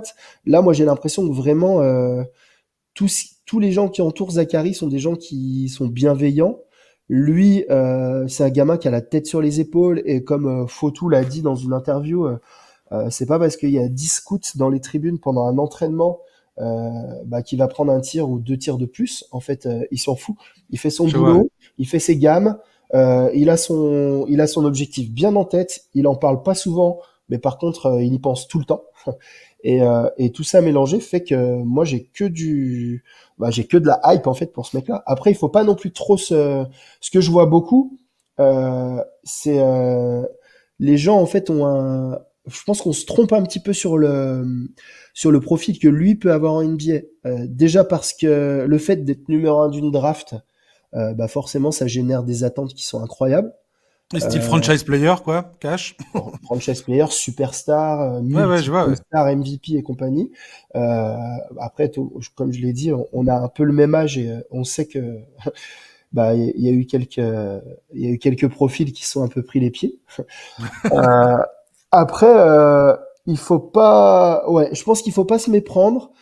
C'est pas parce que Zachary, j'espère qu'il le sera, c'est pas parce qu'il sera numéro un de la draft en 2024 qu'il faudra avoir des attentes trop grandes tout de suite. Je pense qu'à court terme, ça peut être un très très bon numéro 2 voire numéro 3 d'une franchise qui progresse. Et ça veut pas forcément dire qu'à long terme, c'est un mec qui sera MVP de NBA. Par contre, c'est pas parce qu'il est pas MVP que ça deviendra pas un joueur qui compte. Donc il faut pas non plus se méprendre sur la finalité du truc. Là, on est quand même en train de suivre la saison d'un mec français, Wembanyama, qui est en train d'exploser tous les records historiques nuit après nuit. C'est clair. Lui, il faut le mettre de côté. Euh, Hmm. Victor, c'est Victor. Zachary, c'est Zachary. Ça prendra peut-être un peu plus de temps d'un côté que de l'autre. Mais par contre, moi, ce que je peux constater en l'ayant vu de mes propres yeux, c'est qu'il y a aucune raison que ça marche pas, tout simplement. Concernant ses points faibles, j'aimerais que tu mettes un petit peu en exergue ce que tu as pu déceler éventuellement chez lui, ou du moins les vrais points d'amélioration de son jeu, plus que de parler de ses points faibles, parce qu'effectivement, comme tu le dis, il a 18 ans et il faut raison garder, il faut se calmer un peu. Euh, Arrêtons de critiquer et essayons de lever un peu le débat. Il y a un truc quand même qui m'a, qui m'a fait sourciller dans ton papier, c'est quand tu parles de confiance en lui, de confiance en soi. Mhm. Et j'ai l'impression que c'est quand même un truc qui, chez plusieurs joueurs français arrivant en NBA, a été un frein dans leur capacité à percer et à s'imposer dans cette ligue. Qu'est-ce que tu peux me dire à ce niveau-là? Donc, ces points faibles et particulièrement ce potentiel manque de confiance en lui que tu perçois. Alors déjà, le manque de confiance, quand j'en parle, j'étaye ça par ce constat d'avoir vu plusieurs fois des cartons entiers avec un Zach un peu planqué dans le corner qui va pas pardon, excuse-moi, Il n'y a pas de souci. euh, qui va pas spécialement chercher la balle, qui se planque un peu. Ça, j'y mets clairement sur le dos de la confiance en soi. Après, comme je disais tout à l'heure, c'est un joueur de 18 ans, faut pas aller trop vite en besogne. Après, il y a une autre chose, c'est que comparé aux récentes loteries pick français, pourquoi pas, par contre, on parle pour certains d'entre eux de meneurs de jeu. Donc c'est des postes à responsabilité, des postes beaucoup plus exposés. Je dis pas que c'est plus facile de réussir quand t'es poste 3 que quand t'es poste 1, mais quand t'es poste 1 en NBA, et là, Poke, Killen Hayes, malheureusement, Nilikina, ce genre de profil-là, faut être un dalleux, quoi. Faut arriver, faut que pour ton premier match, Ouais, tu prennes 27 tirs. ouais. Voilà, même si tu fais 4 sur 27, les Américains et une franchise NBA préfèrent que tu fasses 4 sur 27 que 1 sur 1. Voilà, ça c'est un fait. Zachary, là où c'est intéressant, c'est que quand il va arriver en NBA, déjà ce problème de confiance en soi que j'ai identifié, c'est quelque chose qui travaille et qui vient aussi avec l'âge, avec la maturité. Quand il va faire le grand saut, déjà il va arriver dans un monde qui est complètement différent où et il va très vite comprendre qu'il faut faire ses preuves et puis que t'as pas le droit de te taire, quoi. Après, lui, il a un rôle déjà de facilitateur, de glue guy sur le terrain qui est très très apprécié et qui est très très apprécié des Américains aussi. Donc je pense que c'est le genre de profil qui peut fit dans n'importe quelle franchise. Et derrière, après, ben c'est du travail, c'est du travail avec son entraîneur individuel, c'est du travail avec sa franchise. Mais je pense que le fait déjà de changer de changer d'univers et d'arriver dans un monde où limite où c'est celui qui prend le plus de tirs qui est gagné, bah ça va changer beaucoup. Là, il est dans un roster de 12 ou 13 joueurs avec des rôles très identifiés où c'est pas forcément au mec de 18 ans à qui on va demander de révolutionner ce qui a été mis en place. Donc là, il est dans un système. Il montre que c'est un joueur de système parfait qui est Hmm. qui est capable d'appliquer à la lettre ce qu'on lui demande de faire. Mais encore une fois, c'est comme tout à l'heure quand on parlait du dribble. Hein. C'est pas forcément une histoire de il peut pas. C'est une histoire de il a pas encore montré. Et voilà, moi j'ai juste pointé un peu le curseur sur quelques matchs aussi où ça a été un peu compliqué. Le match à domicile contre Monaco, certains matchs où bah quand il est pas dedans, bah on sent qu'il a pas l'habitude en fait parce que c'est un mec à qui tout réussit depuis des mois. Et il faudra qu'il apprenne aussi à vivre de ses échecs. Mais bon, ça fait partie de l'apprentissage, quoi. D'accord. Pour terminer sur Zachary, un exercice que tu fais d'ailleurs dans ton article, qui n'est pas simple, je le conçois tout à fait, mais la comparaison NBA de Zachary Rizaché, selon toi, alors tu m'as parlé tout à l'heure de Nicolas Batum, mais c'est vrai qu'on a tendance à oublier un peu les jeunes années de Nicolas Batum aujourd'hui, et à quel point c'était un joueur, le mec c'est un couteau suisse absolument incroyable. Euh, et franchement, si Zachary arrive à être déjà ça, ça serait déjà très très bien. Moi, quand je le vois, le peu que j'en ai vu, parce que je suis exclusivement centré sur la NBA, clairement, mais en m'intéressant un petit peu à son parcours, en préparant cette émission, en ayant déjà discuté de ça avec Yacine l'autre fois dans le podcast, je vois vraiment du Franz Wagner chez Zachary Rizaché. Je sais pas pourquoi, dans sa manière de, enfin déjà en termes de gabarit, dans sa manière de se déplacer, mais peut-être que je me trompe totalement. J'ai pas vu de match en entier de Zachary Zaché du tout. Donc, peut-être que je me gourre absolument et que les highlights font que j'ai une lentille difformée sur sa manière de jouer. Mais je voulais savoir, toi, comment tu le compares sur des joueurs NBA? Alors, le Franz Wagner, c'est marrant, mais je l'ai beaucoup lu, mais c'est pas forcément ce qui m'a vraiment sauté aux yeux. Ouais, Parce que quand même, Franz Wagner, il est costaud, quoi. Il est vraiment costaud. Tout à l'heure, on parlait de mecs, de pivots, en fait. On parlait de drive, de mecs qui vont au carton. Franz Wagner, ouais. aujourd'hui, bon, après, j'ai pas vraiment le souvenir du Franz Wagner d'il y a 2 3 ans. Mais le Franz Et c'est ce Wagner, que j'allais dire parce que Zachary peut encore évoluer oui, physiquement. voilà. Mais en tout cas, le Franz Wagner d'aujourd'hui, s'il doit aller au carton sur un poste 5, il va y aller, puis Grave. ça va finir en poster. Enfin, Franz Wagner, c'est devenu un garçon, quoi. Enfin, voilà. Eh, il est ouf. Donc c'est en ça que physiquement, je trouve qu'il y a encore un petit peu de boulot. Moi, et puis c'est des joueurs c'est des postes 3 qui sont plus amenés à, voilà, aller un peu au mastic, aller un peu au turbin. Moi, j'ai plus tendance à le faire redescendre un petit peu sur une plaquette. Pour moi, c'est vraiment un 3-2. Ouais, Donc moi, enfin, j'ai plus tendance à le ranger dans une catégorie de joueurs, voilà, comme le jeune Batum, voire Michael Bridges.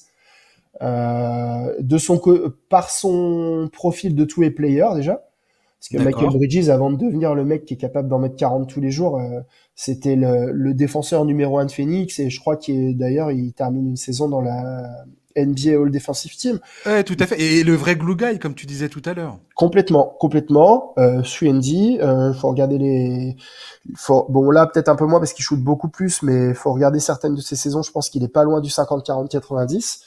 Et, euh, et si on enlève ce petit souci perfectible au lancer, je pense que Zachary, c'est un client très très intéressant au niveau du 50-40-90 dans quelques années. Donc voilà, moi je le rapprocherais plutôt sur un Michael Bridges.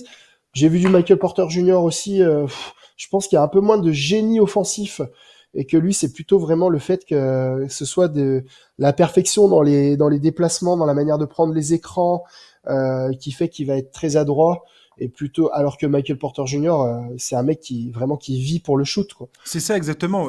Moi, j'ai l'impression que Zachary Rizachi a quand même un QI basket qui lui permet, enfin, qui devrait lui permettre d'être beaucoup plus dans aussi, enfin, de gérer la distribution du ballon aussi, de servir de courroie de distribution entre, enfin, entre les différents éléments avec ses coéquipiers, quoi.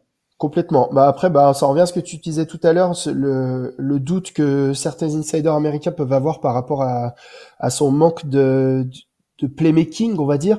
Ce qui se passe en fait, c'est que Rizachi à la GL, il touche pas beaucoup le ballon, hein. Et en D'accord, général, ouais. quand il touche le ballon, c'est pour shooter. Il part souvent du corner ou alors sur des coupes.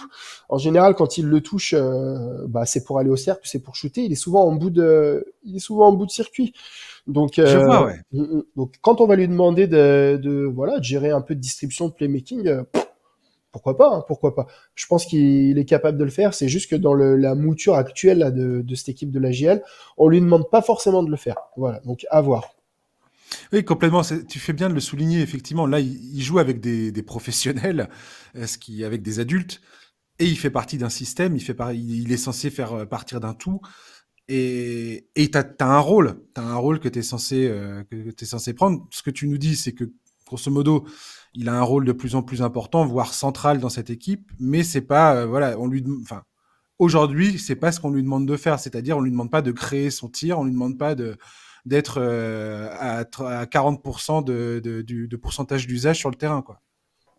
Ah non, non, complètement. Après, c'est là où je dis que aujourd'hui, il a prouvé que c'était un joueur parfait, un joueur de système parfait. À lui de s'adapter quand on arrive en NBA. Évidemment, bah, pour t'imposer, en fait, faut être capable que le jeu vienne à toi. Et encore une fois, j'ai aucun doute par rapport à son éthique de travail et à la manière avec laquelle il se développe et vu l'éponge que c'est, j'ai aucun doute sur le fait qu'il va y arriver. Équipe de France, Zachary, il y est cet été ou pas? J'en sais rien du tout, moi. Alors, il y est ce soir à 20h30 à Brest, déjà D'accord. contre la Croatie, premier match des qualifications pour l'Eurobasket 2025.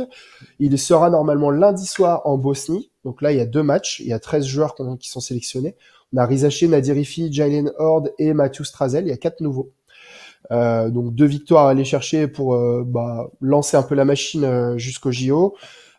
Après, pour les JO, ça va être compliqué. Il y a 2 écoles. Moi, j'ai beaucoup vu que dans les listes là que les uns et les autres sortent un peu Mhm. maintenant, j'ai beaucoup vu des listes avec 5 intérieurs, c'est-à-dire Poirier, Fall, Le Sort, Wembanyama et Gobert.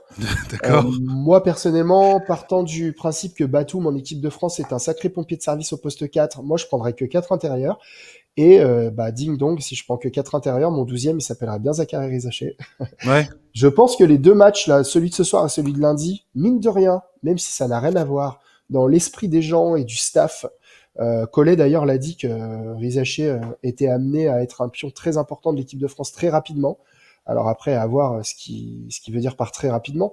Mais je pense que les 2 matchs de ce week-end vont être très importants dans l'inconscient des gens.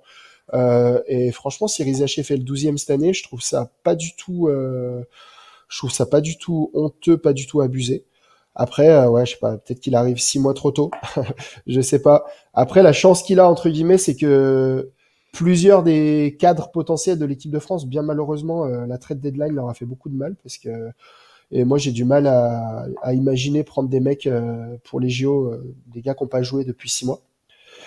Evan Fournier fort heureusement pour lui, a signé pour les Pistons, mais bon, c'est une exception parce que c'est quand même un des leaders de l'équipe depuis 10 ans. Mais en ce qui concerne des gars comme Nilikina, comme même Killian Hayes qui avait dit il y a quelques mois qu'il avait envie d'en être, bah faudrait déjà qu'il joue le pauvre. Donc Ouais, je et puis, pense qu'il y a peut-être une place à prendre. Donc franchement, je croise les doigts, moi. c'est ça qu'elle à la mène, j'ai l'impression que c'est notre point faible en équipe Ah, de c'est France, super là. compliqué. Notre meilleur meneur est en bisbee avec la Fédé. Notre Ouais. deuxième meilleur meneur a 64 ans. Et pas vraiment un meneur à la base. Et les 5 autres, les 4 suivants ne jouent pas, et l'autre ne sait que défendre. Très bien, mais ne sait que défendre. C'est Albici, que j'adore, au passage. Ah ouais. Mais ouais, non, le poste 1, c'est compliqué. Le poste 1. Bon, après, Rizaché changera pas la donne au poste 1, malheureusement. Mais non, franchement, je pense qu'il y a une petite brèche. Et oh, bah, moi, si Rizaché fait les 12 cet été, je sais pas ce que je fais, mais de toute Franchement, façon. il y a un truc à faire. Il y a un truc à Ouais. faire dans ces JO. Parce que le Team USA, il y aura probablement pas de Joel Embiid. En tout cas, s'il y est, franchement, je serais le premier surpris. Parce que même s'il revient dans la saison, hein, Joel Embiid, je vois même pas comment il participe aux JO cet été, quoi. Mais bon. Logiquement, non. Bon, après, clairement, on connaît l'attrait des Américains pour les Jeux Olympiques. Et, Joel Embiid ou pas Joel Embiid, voilà, les Américains, faudra les prendre. Surtout en partant du principe que, Ouais, bah, nous, mine de ils rien, auront même tout le si on monde. a Wemby, Mhm. et peut-être Koulibaly, je sais pas, c'est une équipe de France qui est quand même pas en bout de course, mais on va dire que c'est pas une équipe de France dans son prime, quoi. Donc, suffit de voir les championnats du monde qu'on a fait l'année dernière. Bien sûr, mais c'est pour ça que je te demandais, c'est parce que j'ai l'impression que d'insuffler un peu de jeunesse dans l'effectif de l'équipe de France, d'avoir cette double balance vieille garde et jeune fou, je sais pas, c'est la belle histoire, quoi, tu vois. Oui, pourquoi pas. Puis bon, après, il Je faut le vois pas bien, se moi. leurrer, hein, le fait que ce soit à la maison, nous, ça nous pousse un petit peu à l'enthousiasme. Donc on verra, on verra. On verra ça. On va terminer ce podcast avec le Thunder. Donc voilà, cette petite comparaison entre le Thunder 2012-2024. OKC est actuellement deuxième de la conférence Ouest, deuxième meilleure équipe de la ligue en termes de net rating.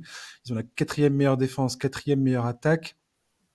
Ils sont également la deuxième équipe la plus jeune de la NBA cette saison. Ils sont largement en avance sur les prévisions de développement. Ils sont portés par l'excellence de Shai Gilgeous-Alexander, ça on le sait tous. Ça fait un moment que ça dure maintenant. Euh, Clairement, il fait partie de la conversation pour le MVP. Je pense qu'il a même une chance non négligeable de l'emporter. C'est le favori aujourd'hui. Ouais, j'ai l'impression. Hein. Cheltenham Green pourrait tout à fait s'imposer comme le rookie de l'année. C'est encore dans les cartes. Marc Degnaud, coach de l'année, pareil, pas un scandale du tout même. Jalen Williams, c'est peut-être un des joueurs de cet effectif qui est pour moi, alors je suis pas surpris, parce que dès que je l'ai vu jouer ce mec-là, je me suis dit, mais il est absolument excellent ce type. Mais c'est un des meilleurs picks, clairement, de ces dernières années. Il était 12e choix en 2022, et il s'est vraiment imposé comme une des pièces majeures de cet effectif, et une des raisons pour lesquelles aujourd'hui ils sont si haut dans le classement et si en avance sur leur évolution. 12 ans auparavant, OKC devenait la quatrième équipe la plus jeune de l'histoire à se hisser en finale NBA. C'était l'époque de Russell Westbrook, Kevin Durant, James Harden, sixième homme, et Serge Ibaka. Ce sera la seule et unique fois qu'ils y parviendront. Moi, je me souviens, parce que j'avais beaucoup suivi cette équipe, de cette image de Kevin Durant, Westbrook et Harden, bras dessus, bras dessous, en train de regarder le hit célébré sur leur parquet, le premier titre de LeBron James euh, à l'époque. Et James Harden qui disait à ce moment-là, mais on est en train de construire une dynastie à OKC, et c'est pas du tout ce qui s'est passé. Il sera transféré quelques mois plus tard, en octobre 2012. Cependant, sur la période de 10 ans qui a suivi, seuls les Spurs ont affiché un pourcentage de victoires plus élevé que le Thunder, ce qui est pas rien quand tu vois comment dire, cette équipe des Spurs, à quel point elle a été dominante, pas que sur 10 ans, hein, sur 25 ans. C'est une équipe qui, malgré le départ de James Harden, avait réussi à se maintenir au sommet de la ligue, jusqu'à cette défaite en finale de conférence face aux Warriors en 2016, après avoir mené 3-1. Tout le monde connaît cette histoire. Giovanni, voilà, c'est vraiment pour rigoler, mais quelles différences tu soulignerais, toi, entre ces deux équipes, entre ces deux histoires d'une même franchise, quoi, à 12 ans d'intervalle? Alors déjà, il y a une grosse différence, c'est que aujourd'hui, on a un regard assez, un regard intéressant sur l'équipe de 2012 parce qu'on a vécu 10 années de leur carrière à chacun, donc on est plutôt capable de juger de quel genre de joueurs ils sont sur le terrain et en dehors. Donc déjà, ça Mhm. nous donne pas mal de billes. Alors que, bah, contrairement à Chet, à Shai, à Jalen Williams et compagnie, qu'on découvre à peine, et pour l'instant, j'ai envie de dire on a que le côté positif de la chose. Moi, ce que je peux dire, c'est que j'étais aux premières loges, enfin, j'étais pas là-bas, j'étais aux premières loges en France pour vivre un peu l'avènement de cette jeune équipe en 2012. Et c'est clair que j'ai des souvenirs. C'est bizarre parce que j'ai plus de souvenirs ça va raviver des débats, mais de Westbrook que de Durant, par exemple. Ouais. Mais ça, enfin, c'est des souvenirs assez incroyables parce que pour moi, cette équipe, comme pour beaucoup de gens, elle allait tout casser. On s'est rendu compte très rapidement et on l'a compris beaucoup d'années plus tard que si ça n'a pas marché, c'est peut-être aussi parce que les personnages principaux de cette histoire-là bah, étaient peut-être pas faits pour vivre ensemble et étaient peut-être tout simplement pas faits pour vivre avec d'autres gens. Je pense qu'il y avait trop de mal alpha dans l'équation. À l'époque, et qui étaient en plus jeunes à l'époque, donc qui avaient pas forcément le recul nécessaire pour mettre de côté tout ce qui va pas pour voilà pour se concentrer sur un objectif de victoire. C'est dommage parce que intrinsèquement parlant, c'est une des franchement c'est une des plus grandes équipes de l'histoire hein, parce que chaque année quand Kyrie, James Harden et Durant étaient à Brooklyn, quand il y a eu la réunion des Warriors, là avec les Suns, chaque année on est là à dire ouais le plus grand Big Three de l'histoire, le plus grand Big Four de l'histoire. Putain, intrinsèquement sur le papier, les trois là en 2012, enfin c'est quelque chose. Alors ok, ils étaient dans leurs jeunes années, mais en fait on parle de mecs qui performaient déjà à l'époque. La preuve, ils étaient en finale NBA. Le supporting cast, voilà, c'était pas le supporting cast de Kobe en 2016. C'était quelque chose. C'est tous des joueurs, pour certains d'ailleurs, qui sont devenus champions NBA par la suite, des Ibaka, des ceci, des cela, des vrais lieutenants, des vrais soldats. Donc après, le jeu de la comparaison, c'est compliqué parce que aujourd'hui, j'ai l'impression que les profils de joueurs sont différents. Oui, la ligue est différente, ouais, tout à fait. Oui, et puis même, enfin, à l'époque, j'ai l'impression qu'une équipe, elle était composée de 6 défenseurs et de 6 attaquants pour vulgariser un petit peu, quoi. Un peu, ouais. Ça se voyait énormément dans les années 90. Je prends les Bulls, par exemple. Enfin, il y avait vraiment, évidemment, il y avait des exceptions. Pippen et Jordan étaient d'exceptionnels attaquants et défenseurs. Mais vulgairement, il y avait des très bons attaquants et des très bons défenseurs. Plus on va vers les années d'aujourd'hui, j'ai l'impression qu'on va vers des profils polyvalents où t'as que des joueurs qui savent tout faire et les joueurs justement qui sont très mauvais en attaque et qui ne savent que défendre ne peuvent plus faire carrière aujourd'hui et vice versa.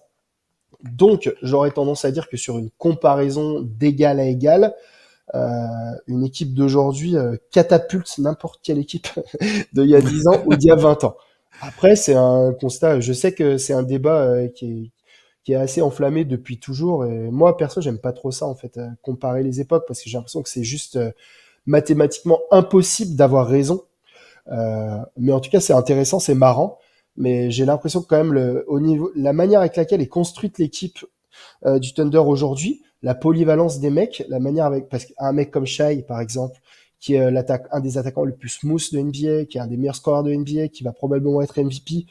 En fait, personne n'en parle jamais, mais c'est un putain de défenseur, quoi. Grave. C'est un putain de défenseur. Il est pas loin. Je sais pas si c'est même pas lui le meilleur intercepteur de la NBA. Si, je Et crois, ouais. bah En tout cas, voilà. il caracole dans le top 5, ça c'est Et sûr et il y certain. a longtemps qu'il avait pas pris sa pique, mais c'est pas la moyenne d'interception de Chris Paul qui se jette sur tous les ballons et qui coûte 20 points à son équipe à chaque match. Je veux dire, lui, il est là, il défend sur l'homme, il défend, il est là physiquement. Enfin, tout le monde défend. Chet Holmgren, tout le monde parle de Chet Holmgren, mais en fait, Chet Holmgren, c'est déjà un des meilleurs défenseurs de la NBA.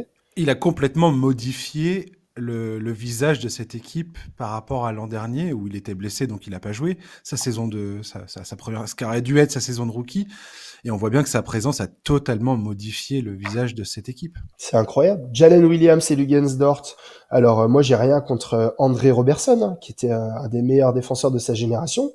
Au début, c'était Thabo Sefolosha en C'était 2012. Folosha et André Robertson. C'était lui, et après, c'est André Robertson. Effectivement, c'est tout à fait ce que tu dis.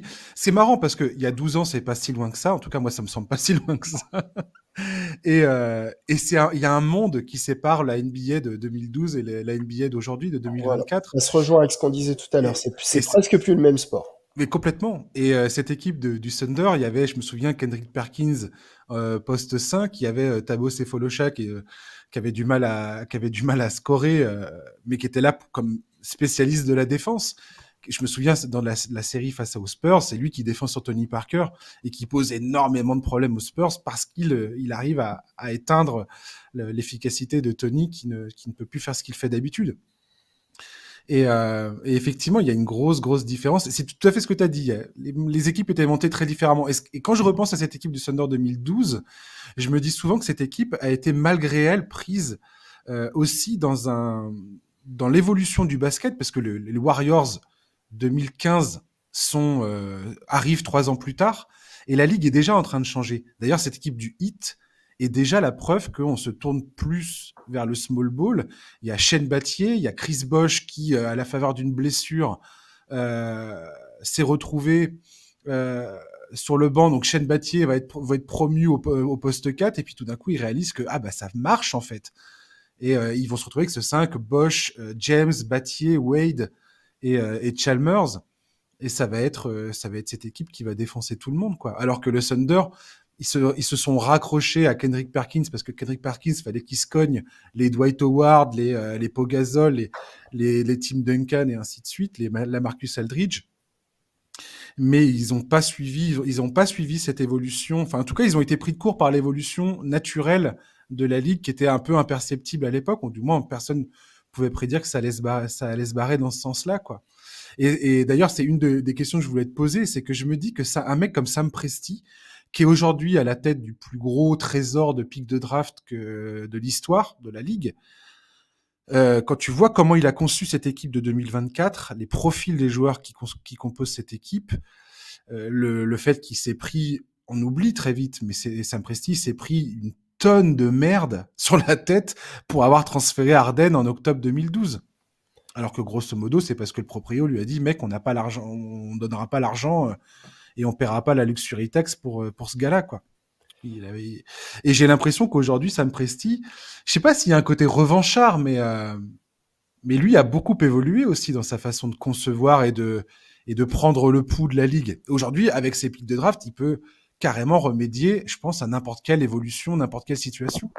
C'est clairement lui je dirais pas qu'il tire les ficelles de toute la ligue, mais pas loin, hein, pas loin. Bah après, c'est ce qu'on appelle, enfin c'est le process, quoi. C'est ce qui s'est passé avec les Sixers, mais qui malheureusement n'a pas mené à quelque chose de très concret parce qu'il y a eu pas mal de blessures surtout. Mais c'est ce qui aurait dû se passer avec les Sixers et c'est ce qui se passe avec le Thunder. Et aujourd'hui, les gens qui suivent la NBA comme toi et moi, on sait très bien que, et il faut le dire aux fans des Spurs notamment, c'est qu'une reconstruction, en fait, ça prend pas 2 ans. Ça prend pas 2 ans, tout simplement. Mais même 10 ans, même 12 ans, là, ce que fait Presti, en fait, c'est exceptionnel, en vrai. C'est un travail de longue haleine. Aujourd'hui, ils en touchent enfin le fruit. Tant mieux, parce que bon après, le Thunder c'est quand même assez particulier parce Presti il a réussi à faire des coups. Il a réussi à faire le coup Chris Paul par exemple, Ouais. qui pour le coup, si l'année où Chris Paul est là, où ça va au premier tour de playoff Et et contre Houston, ouais, c'était en 7 matchs. mais Ils oui, étaient à ou 2 doigts de les battre, quoi. Contre James Harden, enfin c'est un truc de fou. Euh, Après, en soi, les résultats, on s'en fout, quoi, parce que évidemment que le Thunder visait pas le titre cette année-là. Par contre, voilà, est-ce que c'est pas une année en fait où la présence de Chris Paul a permis à des mecs de progresser plus que ce qu'ils auraient dû progresser? Je pense que Shai Gilgeous-Alexander progresse énormément au contact de Chris Paul. Moi, j'en suis persuadé. C'est la première année où il est là, du coup? Ah non, non, Shai Gilgeous-Alexander, il arrive en 2019 et le transfert de Chris Paul, je crois qu'il est juste après, puisque c'est Ok, Westbrook ouais. qui est envoyé à Houston dans ce deal. Ouais, donc voilà, ça, là, je le dis comme ça. Oui, t'as raison, il vient de débarquer, ouais, t'as tout à fait Je raison. le dis à la va-vite, mais moi j'imagine que le fait d'avoir eu Chris Paul pour la première saison de Shai au Thunder, à l'époque où personne n'en avait rien à foutre de Shai en fait, tout le monde parlait de Paul George, il sortait d'une Complètement. saison top 3 MVP, enfin voilà. Aujourd'hui, on se dit ah mais en fait peut-être que Chris Paul il l'a pas fait venir pour aller au premier tour de playoff, en fait peut-être qu'il l'a fait venir pour apprendre la life aux petits jeunes qui arrivaient. Et c'est que des petites choses comme ça, tu vois.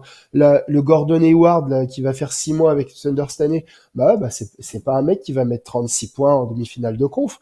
Par contre, voilà, il arrive avec son expérience, il a été dans des grosses équipes comme à Boston, il connaît la vie, il est passé par des moments compliqués, enfin je veux dire même humainement, c'est au-delà même des pics de draft et de toute cette stratégie-là, J'ai l'impression qu'avec Presti, on est sur un gars qui flaire les bons coups humains, sociaux, quoi, pour faire grandir une équipe.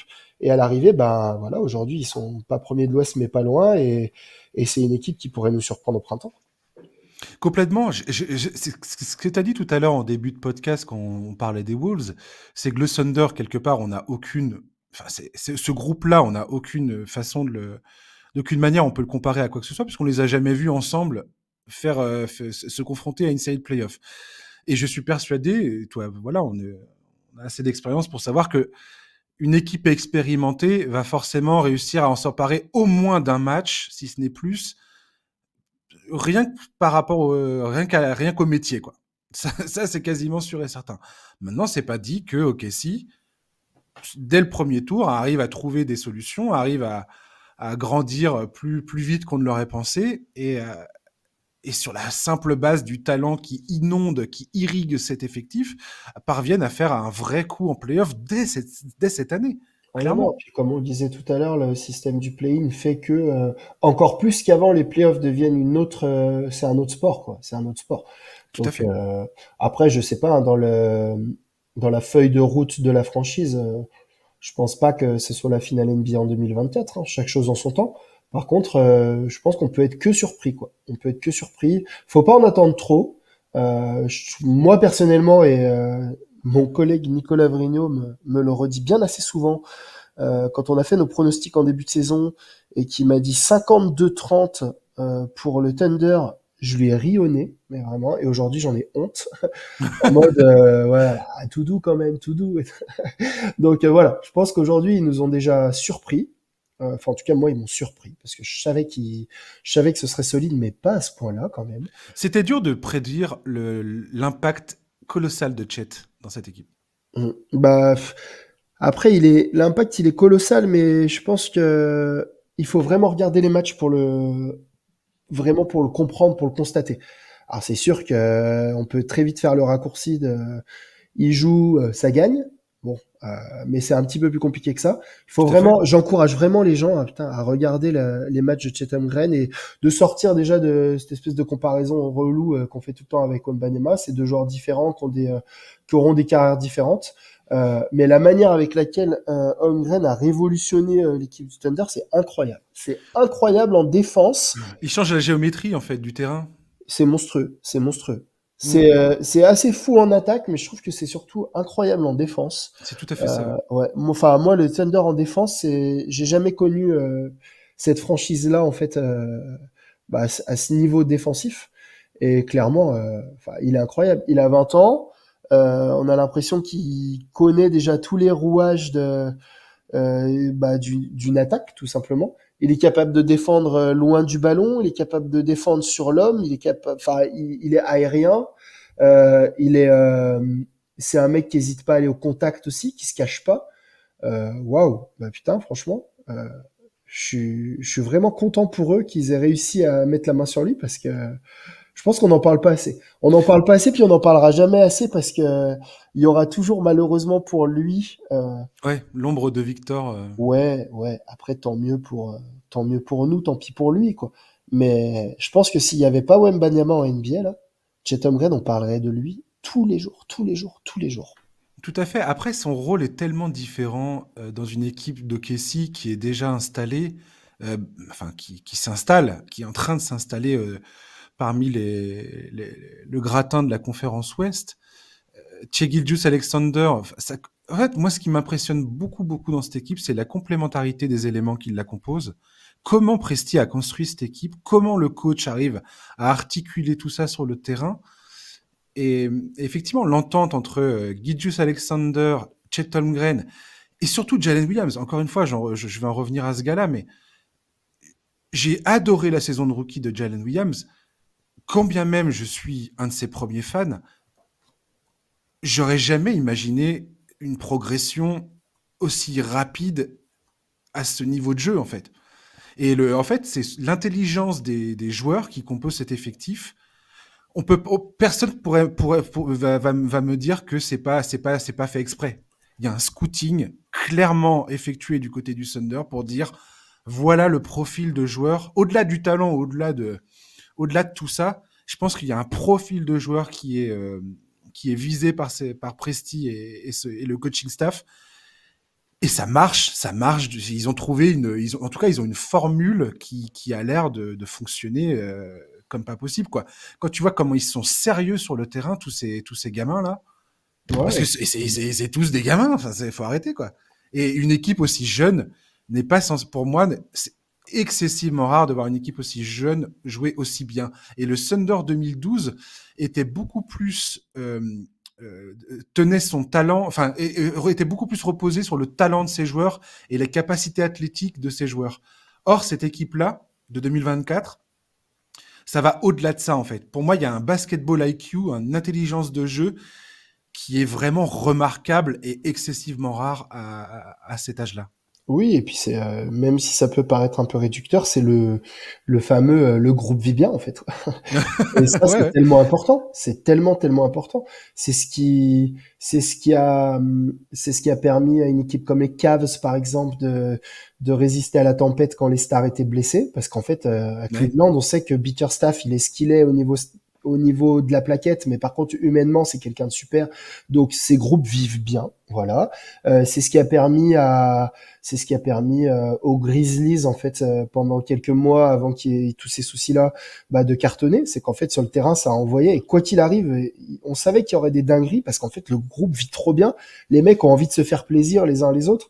Et ça, et bah, comme tu l'as dit, en fait, ça aussi, c'est le travail d'un architecte, c'est le travail d'un GM. C'est, enfin, là, je vais faire un peu d'ego trip et tout, mais Mhm. je le ramène vachement. Nous, par exemple, dans l'équipe de Trash Talk, on en parle souvent. On a des profils super complémentaires, des manières de voir la vie, le basket, des trains de vie différents, des âges différents. On vient d'endroits différents, des provinciaux, des Parisiens. Mais en fait, l'équipe, il y a une dizaine d'années, a été, et depuis les gens qui nous ont rejoints, a été créée de manière à créer cette alchimie-là, en fait, qui fait que Mhm. avant de vouloir performer, de vouloir gagner de l'argent ou autre, en fait, on a envie d'être là les uns pour les autres. Et ça, ça peut paraître réducteur, mais en fait, c'est dans le basket comme dans n'importe quel dans n'importe quel secteur d'activité, c'est le plus important en fait. C'est le plus important. Et là, j'ai l'impression que Presti, bon après, il a plus rien à prouver. Hein, ça fait quand même des années qu'on le dit que c'est un des mecs qui en a le plus derrière la tête et puis qui est capable de faire des folies. Mais là, Presti, vraiment, on touche du doigt vraiment la perfection en matière de création de création d'équipe, de création de groupe, quoi. Complètement, ouais, il est en train de casser le jeu, quoi. Clairement, c'est quelqu'un qui, aujourd'hui, a une position que je n'ai jamais vue depuis que je suis la NBA. Je n'ai jamais vu un GM comme lui, enfin quelqu'un qui dirige les opérations basket comme lui, Mm. atteindre un tel niveau de maîtrise du jeu. On est sur un sans faute. Et Dieu sait que quand moi j'étais un fan absolu du Thunder, 2010, dès 2010, ce premier tour face aux Lakers, je me suis dit, mais c'est qui ces gamins là qui défoncent tout, quoi. Et Presti qui va quand même drafter coup sur coup Durant, Westbrook, Harden et Ibaka. Enfin, je veux dire, c'est n'importe quoi.